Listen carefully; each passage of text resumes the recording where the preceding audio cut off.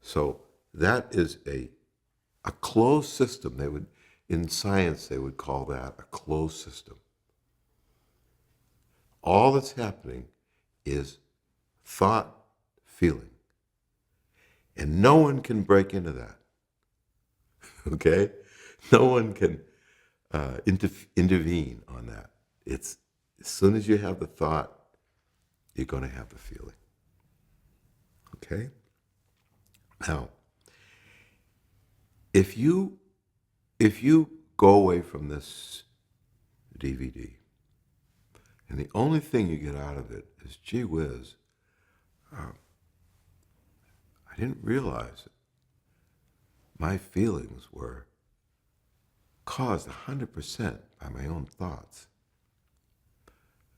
That's going to help you. Because if you don't think your feelings are caused by your thoughts, you're going to think they're caused by the outside world, events and circumstances. And because they're not linked to events and circumstances, it would be like trying to steer your car with a rearview mirror. And every once in a while, you turn your rearview mirror to the right, and the car goes to the right. You say, hey, I'm onto something here. But the rearview mirror is not connected to the drive shaft. You see? So you can't. No matter how good you get with a rearview mirror, you're not going to do well at steering your car. Thought is a steering wheel. Thought is connected to feelings, and nothing else is connected to feelings.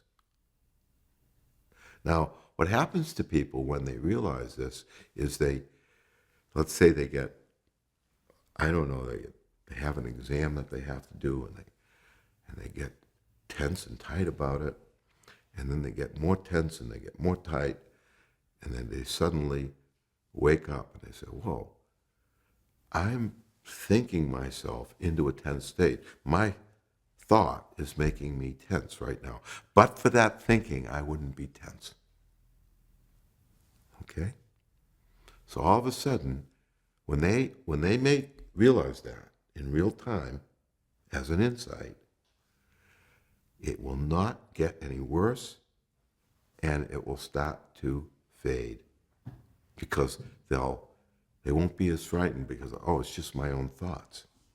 When people truly realize it's just their own thoughts, it's not as scary, and it starts to fade, and it doesn't have the reality. They don't think, oh, this really, I'm justified being frightened here, and this exam really is scary. They realize, no, it's just in my own thoughts.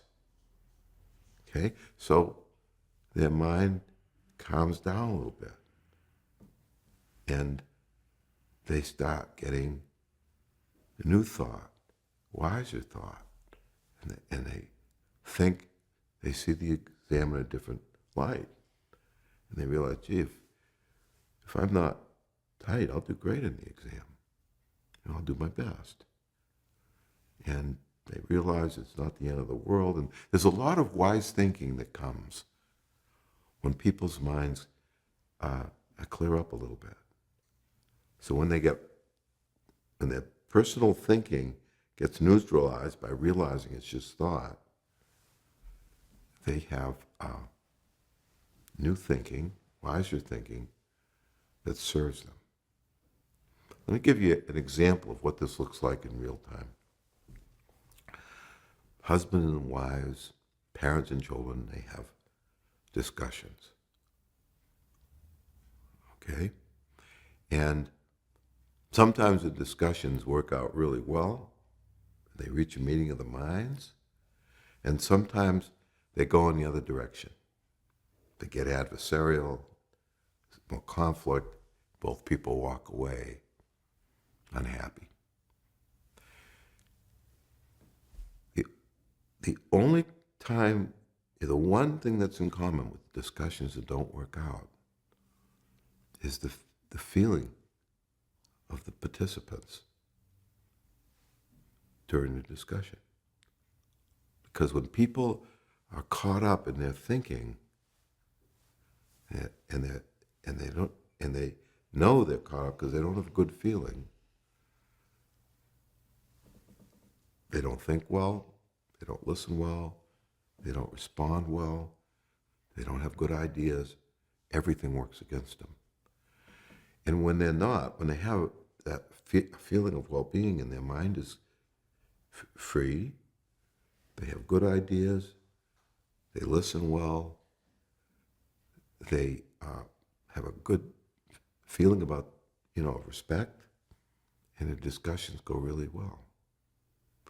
The only reason that people don't, the only reason you have the feeling that you have is because of your thinking. And that when that thinking leaves, the feeling you have will be based on what your new thinking is. Okay? And human beings have a wonderful capacity. As soon as they back off their thinking, because they know that it's not working for them, to come up with new ideas, new thinking that even surprises them.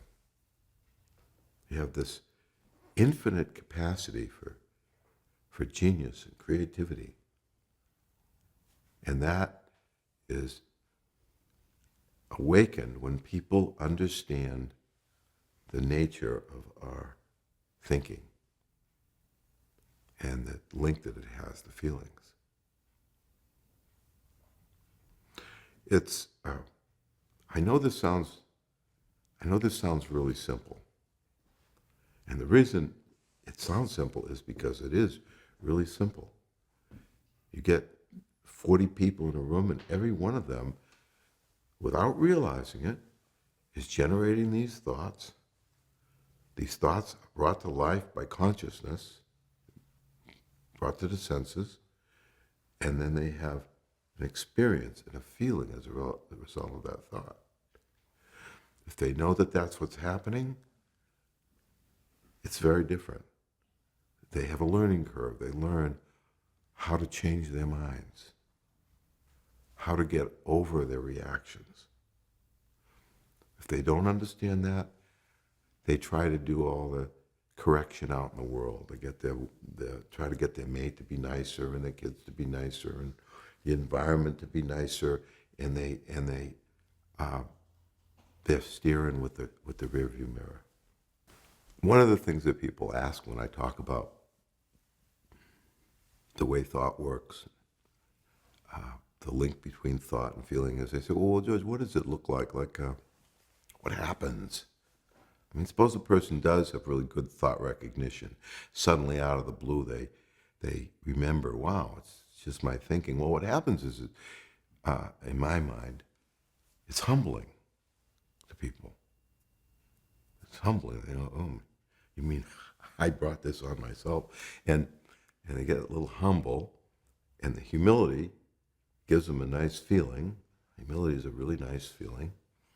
And then that feeling clears their mind, and then their innate intelligence, their creative process, that transcendent intelligence that we all share as human beings, comes through in the form of new ideas, new perceptions.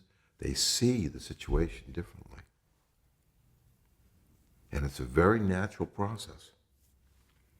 A person gets caught up in their thinking, which really is the rule rather than the exception. I mean, I don't know anybody that can go, very many hours without thinking their feelings are being affected by what's going on around them, and people insult them, or they're not making as much money as they think they should. I mean, everybody is seduced by the outside world and thinks of it as having power over them. Okay, me too. It's just natural. Okay, but then we all remember. At some point, we remember.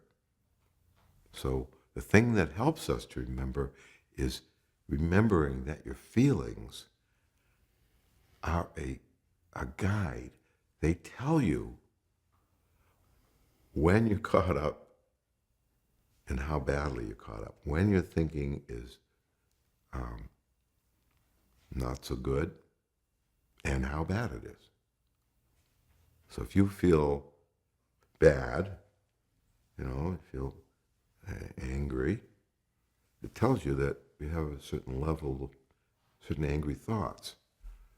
Now, if you feel very angry, it tells you that your thoughts are at a very angry level. Okay?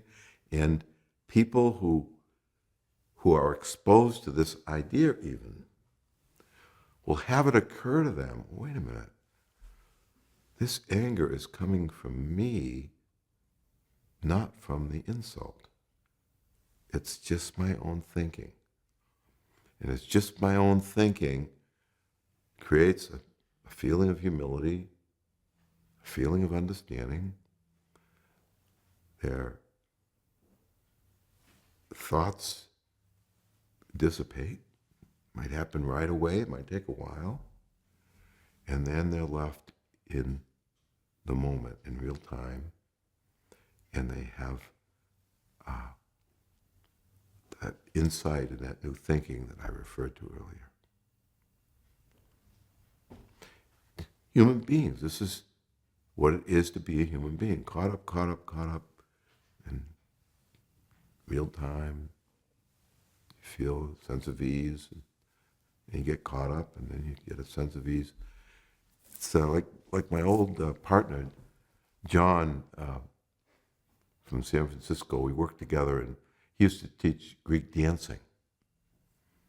And you have your arms around the other person's shoulders, and you dance to the music. And if you asked him, hey John, teach me how to Greek dance, he said, well, just get in line, and you'll pick up the steps. And that's how this understanding is. Just get in line and you pick up the steps. You just have to get the idea of the direction. And the direction is seeing the link between thought and feeling. The direction is taking accountability for the way you feel and for your perception of life at a given moment. Your perception of life will change when your thinking changes. The person who looked like a bad person will begin to look like a character. The situation that looked like a problem will start to look like an interesting challenge. So it's a direction. And that's what this stress DVD is all about for me. It's pointing people in a direction of seeing the inside-out nature of experience and seeing the link between thought and feeling, and understanding that feelings are a part of a larger system that helps you navigate your way through life. It tells you what's happening in your thinking at a given time. And all you can have as a human being is a good model, a good roadmap, like I've been laying out here today, and then you just have a learning curve. So I hope that this, I would be thrilled if this had the effect of you have less stress and as you go through life with this understanding.